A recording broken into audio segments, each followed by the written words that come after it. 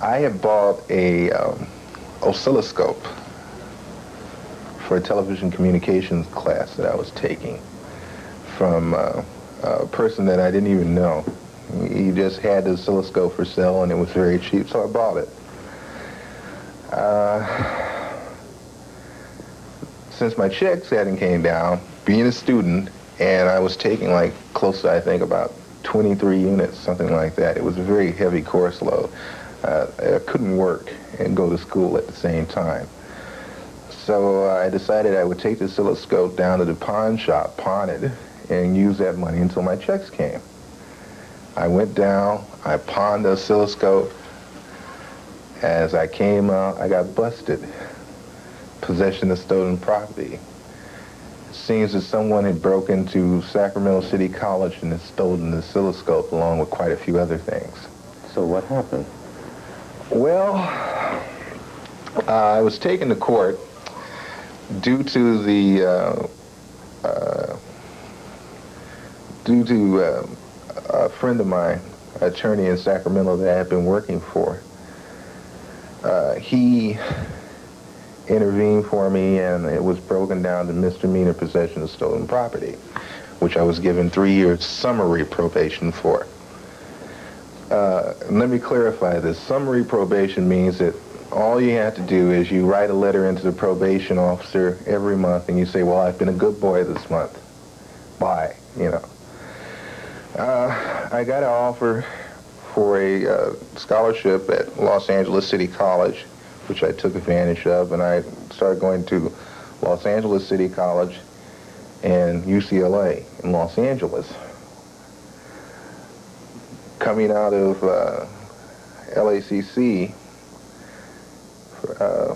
from the school one day, I was met again by the same special agent who said that he wanted to talk to me, and the offer was still good about me working for him. Again, I told him no, I was not interested. Then told me that I should be interested because they could help me with a problem that I had. And I told him I didn't have any problems that I knew of. He said, oh, yes, you remember the possession of stolen? I said, yeah, well, that's summary probation, man. I just write a letter in every month. He said, oh, no, that's not summary probation.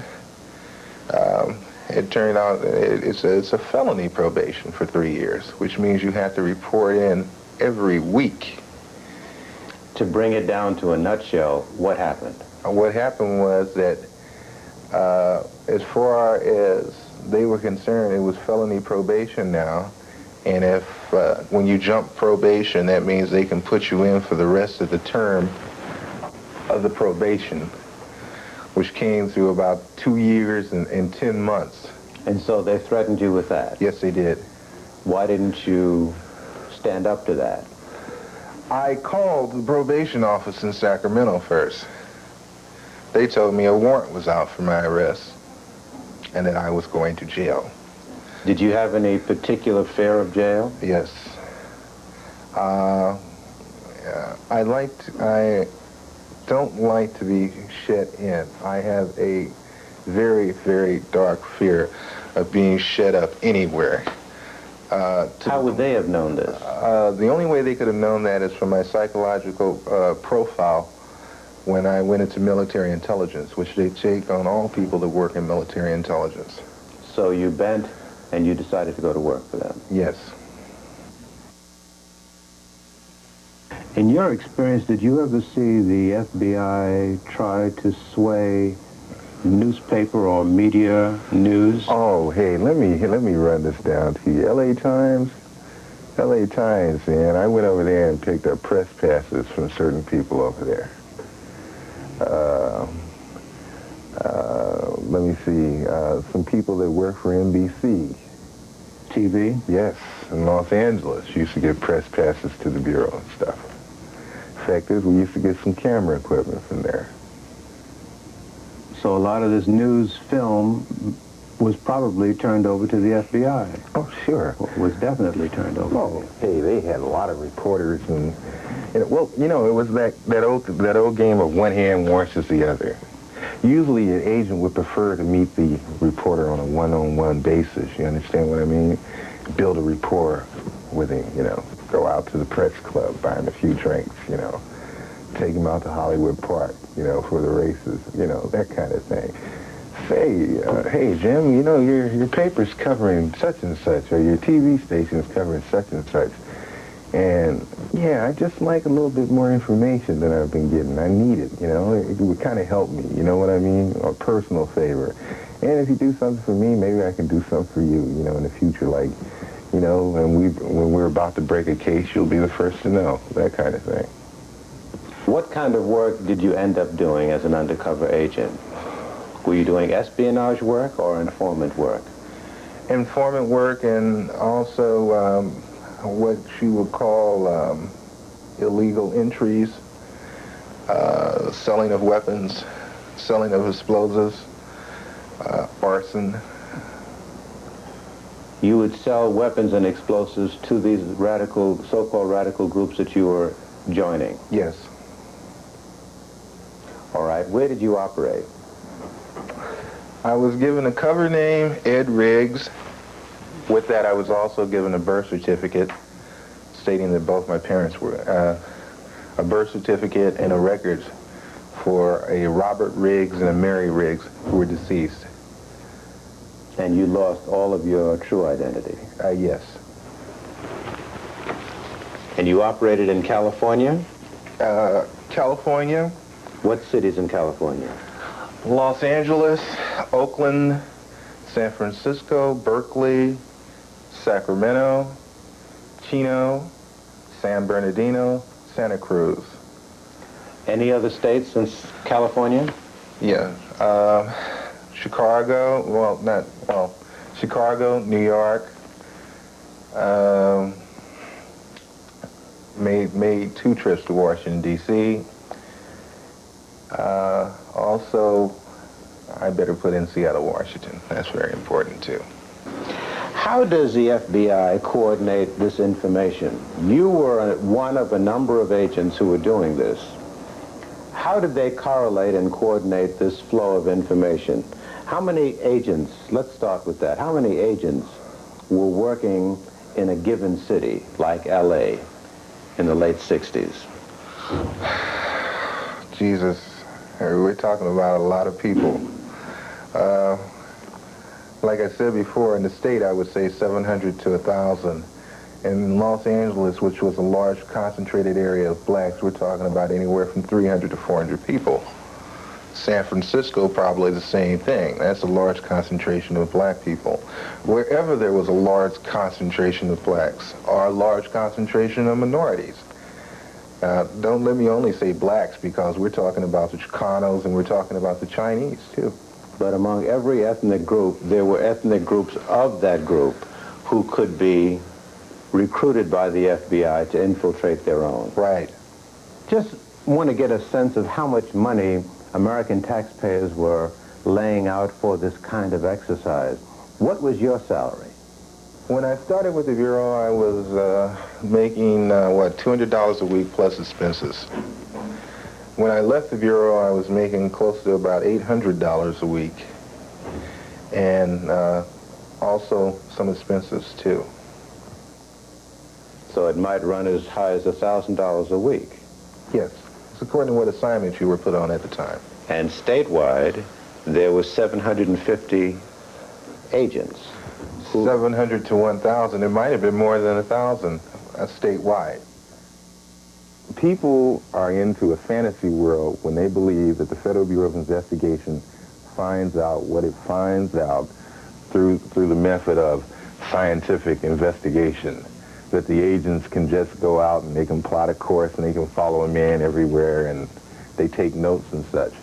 That's not the name of the game. The name of the game is find someone that is close to that man or can get close to that man or that group or whatever and have him do the legwork. So in other words, there obviously then would have to be more informants than agents. Definitely. What would the ratio be? 10 to 1? I think every special agent usually has anywhere from 6 to 7 what I would call prime informants or agent provocateurs. And then also you have anywhere from 20 to 25 people per agent also that are not really what you would call the everyday informant or agent provocateur, meaning that that person is not on a steady payroll by the Bureau, but every once in a while they will go to that person for information. What is your speculation on what recently happened in Miami? Would you suspect that there has been a number of agents that, or informants that have descended on Miami since that eruption? Oh, definitely, definitely. And not only from the Federal Bureau of Investigation, too. You'll have people from military intelligence and the CIA, for the simple reason that they want to find out the CIA and the military intelligence people want to find out, is this anything connected with some kind of foreign agency?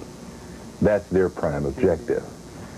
The Bureau wants to find out whether this was a organized type of mass movement that's going on. Are there leaders? Are there central people that started this? They want to find that out.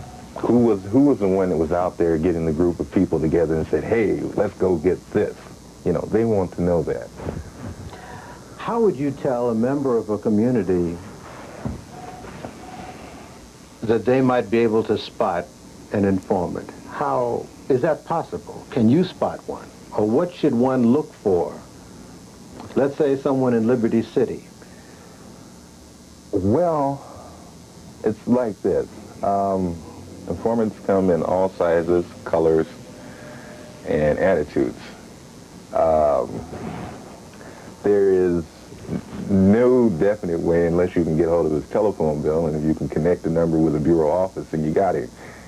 You know, but the fact that they're not working steady and yet are able to eat and get around doesn't mean anything. Not so much in the black communities. That's one of the hard things, because there's such thing as hustling.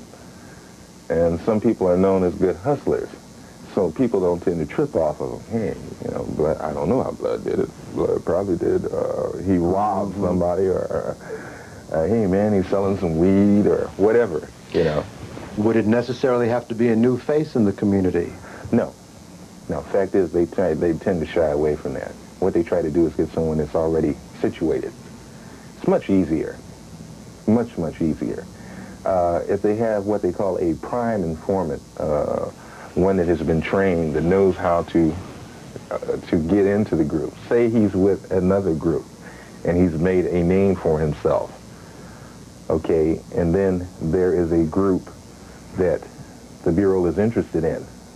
Well, what they would like for him to do then is use his rep from the other group to deal with it.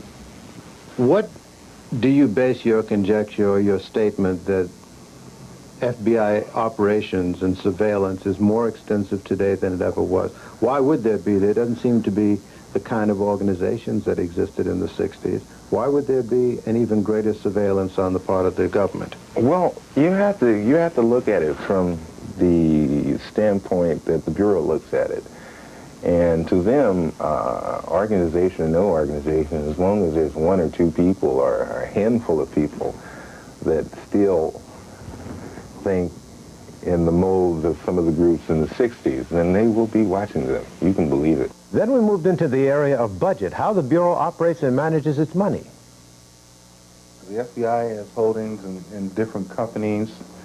They have storefronts, businesses. Wait a minute now. Why would they have holdings in companies, stock holdings in companies? It's extra money. Oh, you mean they get such a big budget and they may not use it in a particular year, so they invest in the stock market? Oh, yes. Oh, yes. The Bureau could, if federal funding was cut off to the Bureau right now, it could still go at full budget, I guess, for the next, 5, maybe 6 years. Is it for this reason that the FBI has been able to stand up against many other government agencies? You have to understand the person that started the Bureau and his background, J. Edgar Hoover. J. Edgar made an agency that was answerable to nobody but J. Edgar. There hasn't been a president that would dare call the FBI out on the carpet. Why? Why? Number one, just like they do background or surveillance on us, I suspect they do it to quite a few people up there in the Capitol. Senators, presidents, vice presidents. Everybody's got a skeleton in his closet.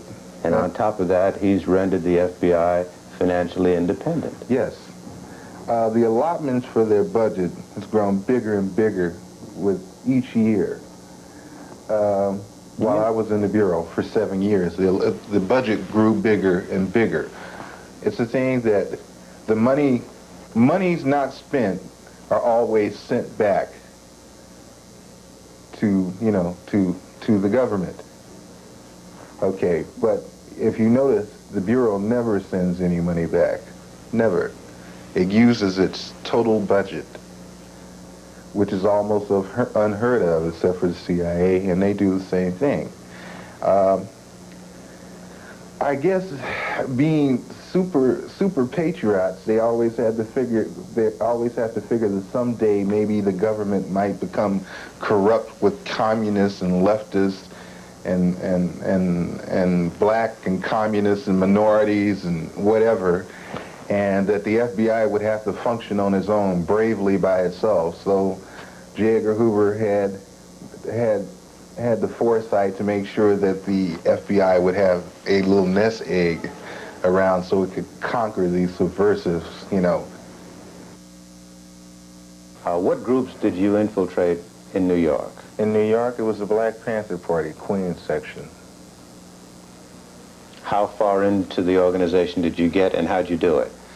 What I did was I was a member of the party already in the California area. All I did was travel up and say I was checking out the party in the Queens area.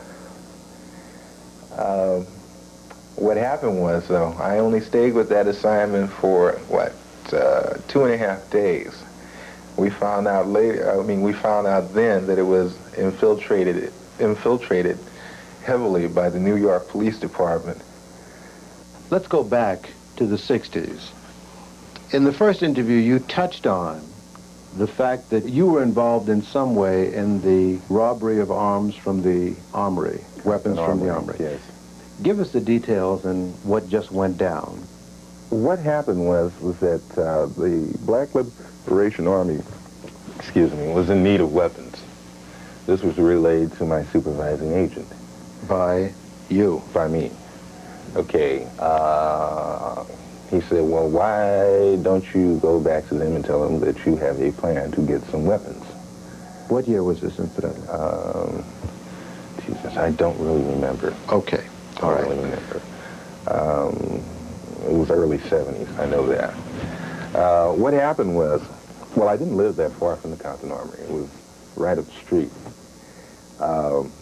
And what the plan was that I laid out to him, that on parade day, they only had one guard at the armory, and it would be very easily to go in there and get the weapons.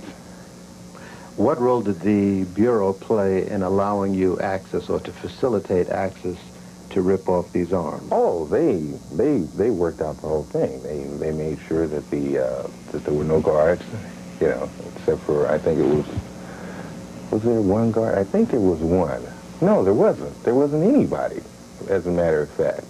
That was the thing that kind of made me nervous about the whole thing, because I said, damn, you're supposed to have, it looks kind of phony when you go to an armory on a military base that's located near the Compton Watt area, and there's no guard in there with the weapons. This is by day or by night? This happened during the day. What time of day? Morning? No, it was late afternoon. So what happened?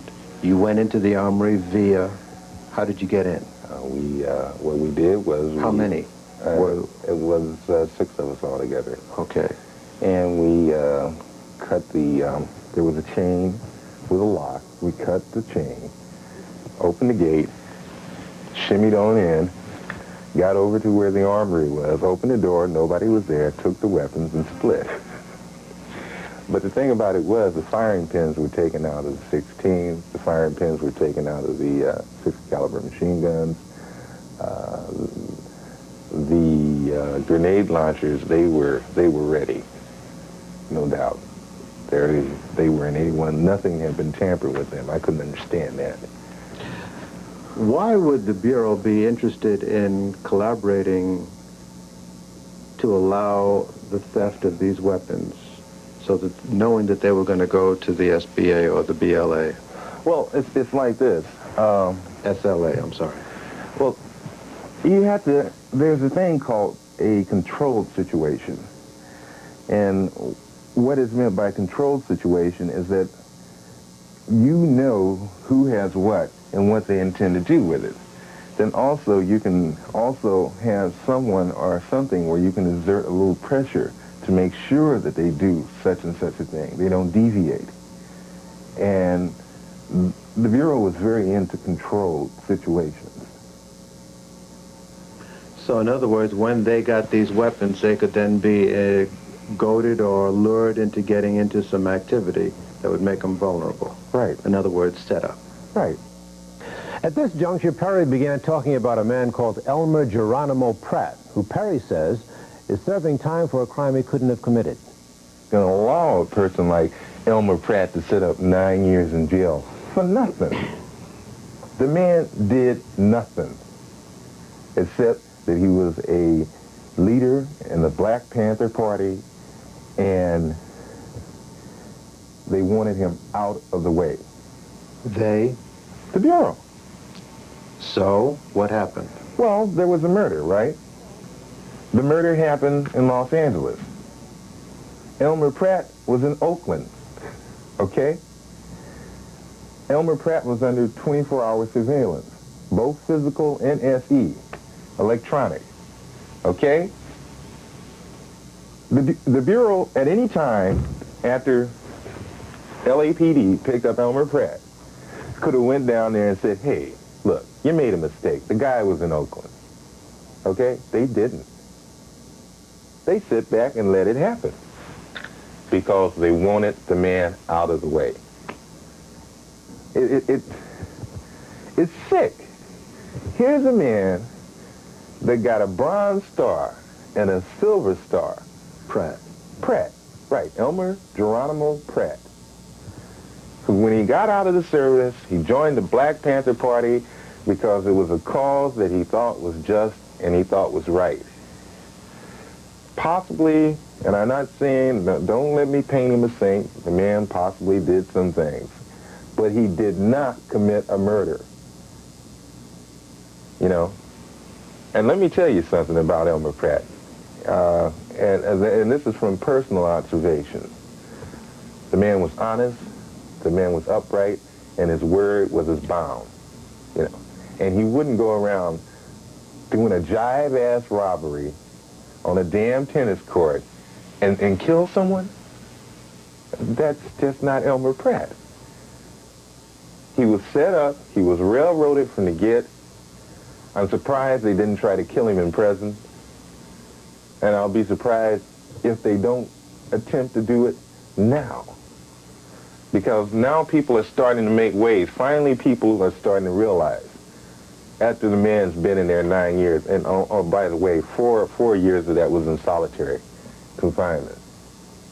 You know you're going to go to prison, don't you, sooner or later? Or do you think you might get away? I don't think I'm going to prison.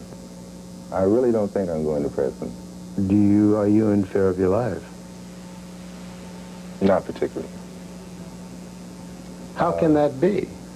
It's like this. I mean, all the characters that you've been running with, and now you're turning and talking about them, naming names. Somebody's got to get warm. This interview, full face on camera, there's a good chance it's going to be seen nationwide. Well, I take it like this. I've played the game this long. I'll play the game out. I think I have a little bit more going for me now than I had before. I think people are aware of the position that I was in and why I was in the position I was in. And I don't think the Bureau under any circumstances wants to put their hands on me. The fact is, I think they're going to be using most of their time denying that they've ever known me. The fact is, from when this stuff, when I first came out with it, that was one of the things. We've never talked to him before. We don't know him. You know. Then later on, it was a thing. Well, yes, we know him, but he never worked for us. Then the third thing that came out was, well, yes, he worked for us, but he didn't work for us at the times he said he worked for us. I think they're more worried about people becoming aware of what's happening, more so than me. In your career as an informer, you committed arson, you witnessed murder, you stole weapons and supplied them to certain groups under false pretenses. You procured information from people. That's an ugly mirror to hang up in front of your face, isn't it? Definitely. But then also, if you're thinking about the part of them pressing charges against me behind those actions that I did, you have to also think in part that if they're going to press charges against me, then they have to press charges against them. How much would you say you've earned in your career as an informer? Have you ever thought about it? No, not really. I would say anywhere in the seven-year period, I'd say anywhere between $50,000, $60,000. Oh, for a 7-year period? Over a 7-year period. It's not a lot of money. It's not a lot of money, no. Per se, it really wasn't the money. It was the pressure. You'd be surprised at what a squeeze in the right place can do to a person. Because if you had told me when I got out of the service that I would work for the Federal Bureau of Investigation, I told you were out of your mind. And you're saying to our audience today that there are many, many, many black people, brothers and sisters, who are caught in the same bind that you were in. Or worse.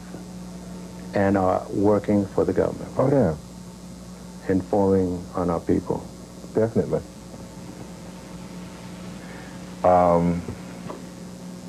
The thing that really irritates me about this whole situation is that, of course, I know what I've done. You know, I'm well aware of that.